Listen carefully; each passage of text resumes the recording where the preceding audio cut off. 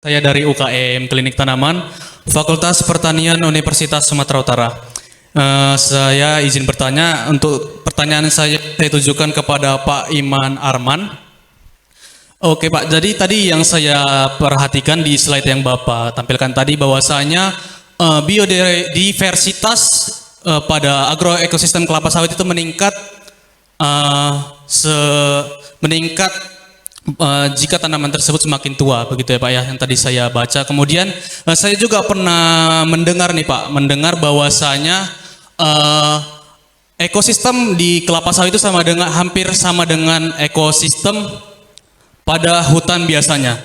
Jadi yang mau saya tanyakan ini Pak, di mana kesamaan itu bisa kita dapati, sedangkan yang kita perhatikan di hutan seperti pada biasanya, di hutan itu adalah seperti hutan heterogen terdiri dari beberapa tumbuhan, sedangkan pada kelapa sawit adalah monokultur. Kemudian juga di hutan mungkin sangat jarang terkena dampak dari bahan-bahan kimia seperti pada kelapa sawit yang biasanya menggunakan bahan kimia dalam pengendalian hama atau penyakit, sedangkan di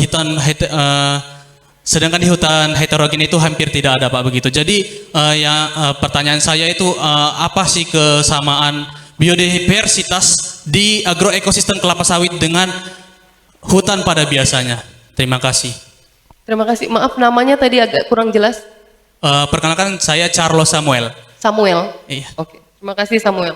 Silakan yang kedua.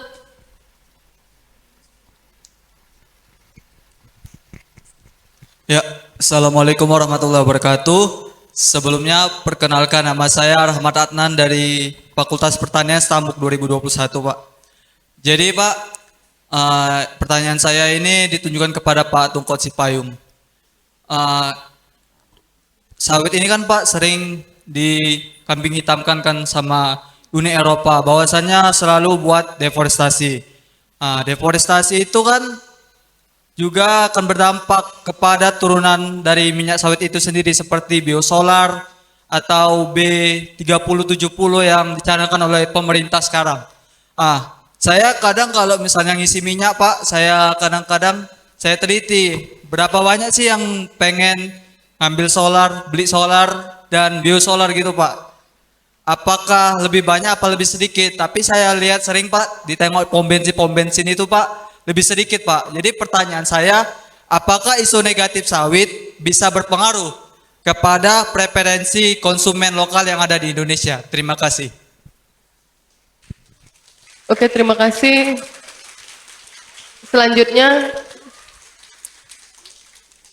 Selanjutnya silakan yang terakhir ya di sesi ini.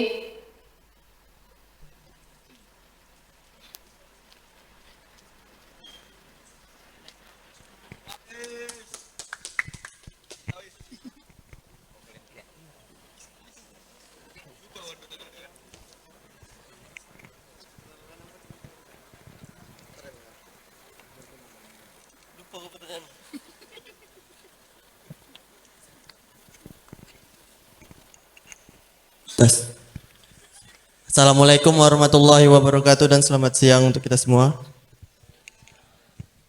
Perkenalkan, nama saya M. Faiz Ramadan dari program studi Agribisnis Stambuk 2021 Universitas Sumatera Utara. Jadi gini Pak,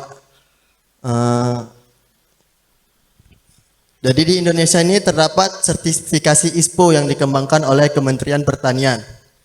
Jadi yang saya tanyakan, apakah standar ISPO ini berpengaruh kepada kebijakan Eropa untuk impor yang dilakukan sawit di Indonesia ini Pak?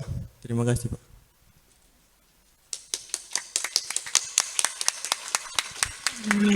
Oke, terima kasih. Kita tutup dulu untuk sesi kedua. Kita persilahkan yang pertama untuk Pak Arman, nanti yang kedua dan ketiga Pak Tungkot yang akan menanggapi. Silakan Pak. Ya, terima kasih. Terkait dengan biodiversitas, tadi oleh saudara Samuel ditanyakan perkebunan sawit dalam isu biodiversitas, bahwa tuduhan perkebunan merusak sistem itu, itu memang pada saat land clearing mungkin itu menurun biodiversitasnya. Jadi yang ada di situ banyak yang hilang atau bergeser. Akan tapi nanti setelah makin bertambah umur tanaman dari kelapa sawit itu, biodiversitasnya makin bertambah. Ada kembali ke lahan perkebunan itu. Nah, itu yang dimaksud di sini. Kami menyitir dari halaman di isu 21, 27, 32 sampai 35. Mungkin adik-adik bisa baca di situ, terkait juga di situ bahwa pada mitos 34 di situ, bahwa dari uraian di situ bahwa ada pembangunan perkebunan kelapa sawit menggunakan 17% dari total daratan di Sumatera. Nah, di mana kawasan hutan masih ada sekitar 48%, sehingga tetap memberikan ruang bagi pelestarian di biodiversitas tadi, sehingga secara ini masih terjadi konservasi sumber daya alam lainnya di situ. Jadi ini saya lihat dari isu yang tadi saya sebut, ada di isu 21, 27, 32 sampai 35. Maka itu saya menyimpulkan seperti yang saya tayangkan di slide di atas. Mungkin itu yang bisa dilihat lagi di situ. Ya, Saudara Samuel, terima kasih, Bu.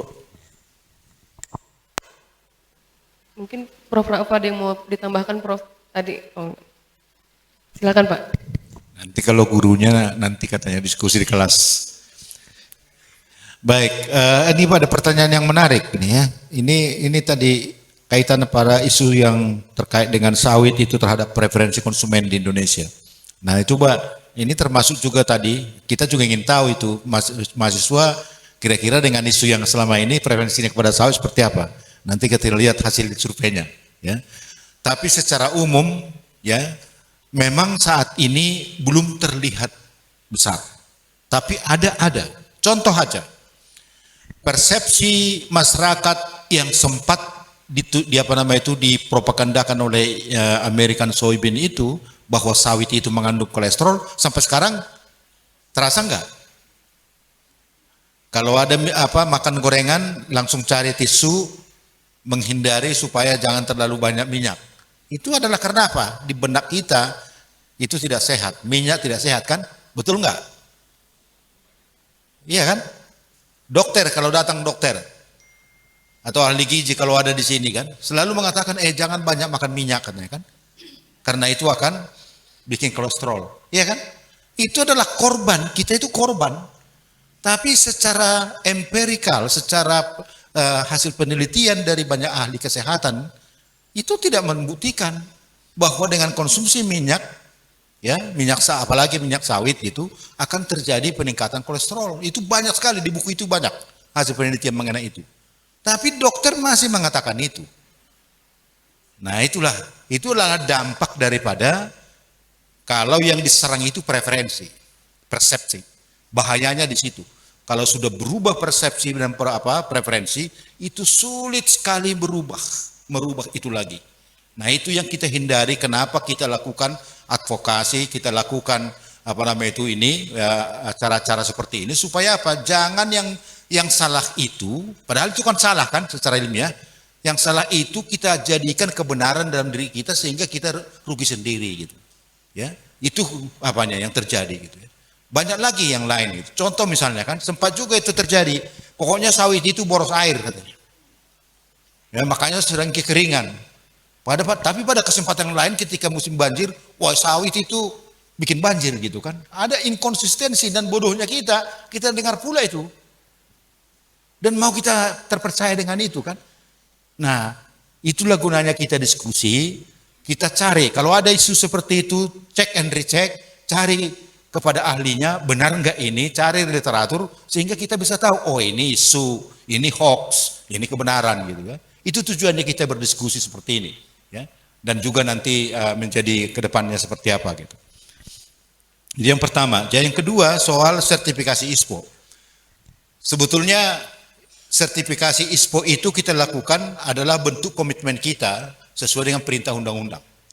Undang-undang tentang lingkungan hidup, undang-undang tentang perkebunan, kita harus menyelenggarakan proses perkebunan itu berwawasan lingkungan atau berkelanjutan. Salah satunya adalah sertifikasi ISPO.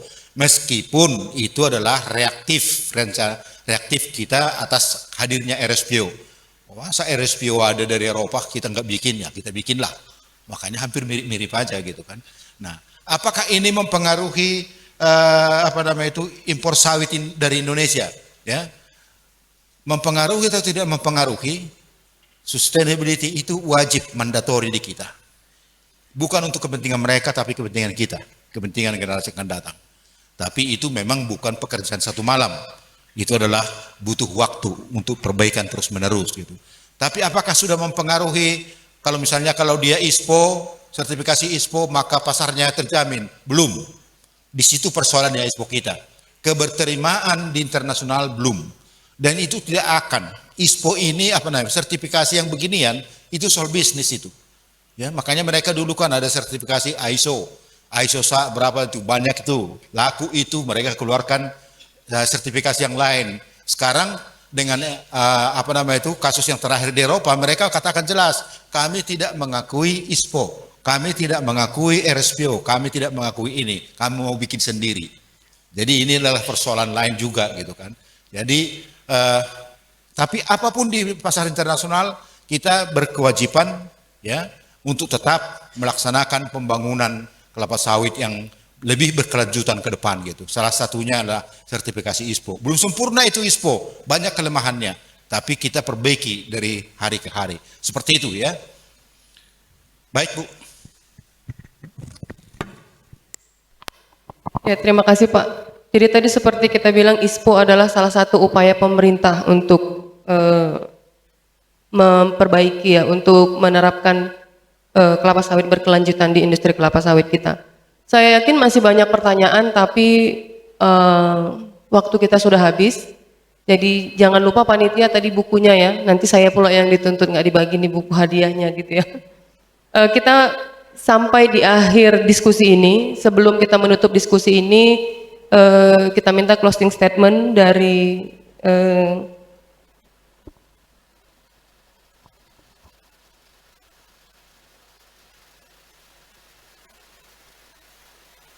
kami minta closing statement dari para pembahas. Silakan Bu Diana.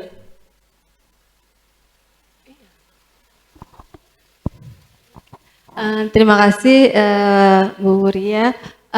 Jadi yang ingin saya sampaikan adalah bahwa kita semua sebagai duta sawit harus menjadi penyeimbang untuk informasi-informasi yang tidak benar, tetapi di sisi yang lain juga kita sangat menyadari bahwa ada masalah-masalah yang masih harus kita selesaikan.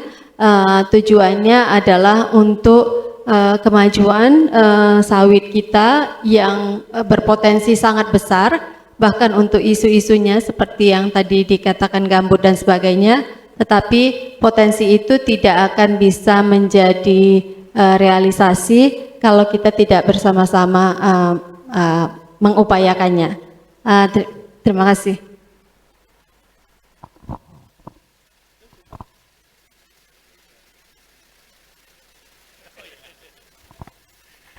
Baik, terima kasih. Ya, ini saya mungkin mengulang saja bahwa benar tadi sampaikan Pak Tungkot berulang kali ya, bahwa ketidakbenaran yang diulang-ulang dan terus termasuk informasi yang terus dimunculkan berulang-ulang walaupun itu salah bisa jadi menjadi sebuah kebenaran. Makanya kita lah hari ini mungkin yang segelintir di sini untuk terus mengkampanyekan bahwa sawit itu adalah sesuatu yang sangat bermanfaat dari sisi manapun. Apalagi saya selalu bilang, saya menulis buku ini dan bicara tentang sawit, untungnya itu saya nggak punya satu pohon sawit pun, Pak. Saya nggak punya satu pohon pun tidak ada di halaman rumah saya di mana. Apalagi kayak Pak Timbas sampai beribu hektar kan, saya satu pun nggak punya. Sorry, Pak. Tapi bukan berarti saya anti sawit. Justru saya melihat keprihatinan orang menuding sawit bahwa itu menjadi sekolah guru kita, kok rasanya harus kita imbangi dengan. Nah, persoalan saya tidak bersawit itu urusan lain, karena memang saya tidak suka itu, tapi membantu teman-teman untuk menjadikan sawitnya berkelanjutan, mudah-mudahan terus-menerus setiap saat dilakukan. Terima kasih, anak muda terus munculkan patriotisme untuk membela negara lewat ilmu pengetahuan dan pemahaman khususnya mengenai sawit ini. Terima kasih. Ya, terima kasih. Ya, dari buku Mitos dan Fakta ini banyak pelajaran yang dapat bisa kita ambil, bahwa persaingan bisnis itu kadang lebih kejam juga, ya. Jadi segala cara upaya menjelekkan kelapa sawit seolah-olah merusak demi kepentingan bisnis, nah itu dapat kita counter dengan adanya fakta-fakta yang disampaikan di dalam buku ini. Jadi sekali lagi saya ucapkan terima kasih kepada Pak Tungkot dan tim yang telah menghadirkan buku ini sebagai masukan dan bahan bagi kami bila ada yang menyatakan bahwa sesuatu yang jelek mengenai kelapa sawit, ya seperti yang tadi persepsi yang sudah tertanam di kepala bahwa sawit itu merusak kesehatan, nah itu bisa kita counter. Jadi sekali lagi terima kasih ke Pak Tungkot dan timnya untuk bukunya yang telah dihasilkan ini.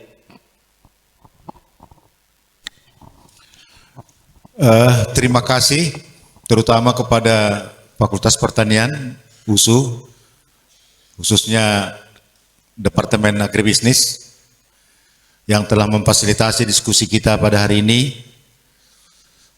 Sebagai kata penutup, saya hanya mengatakan, pertama terima kasih juga kepada Ibu Diana, Prof.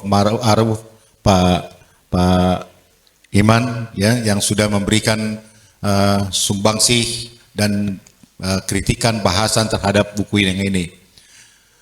Untuk mengakhiri, saya ingin menyampaikan bahwa memang terlalu banyak kelebihan daripada minyak sawit itu dibanding yang lain. Sayangnya tidak semua orang bisa menerima. Tapi saya tetap mengatakan bahwa sawit adalah anugerah Tuhan Yang Maha Esa kepada masyarakat dunia melalui Indonesia. Terima kasih.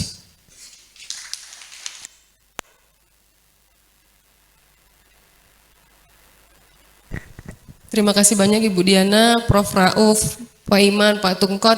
Dengan demikian sesi diskusi kita berakhir. Saya kembalikan kepada MC. Silakan.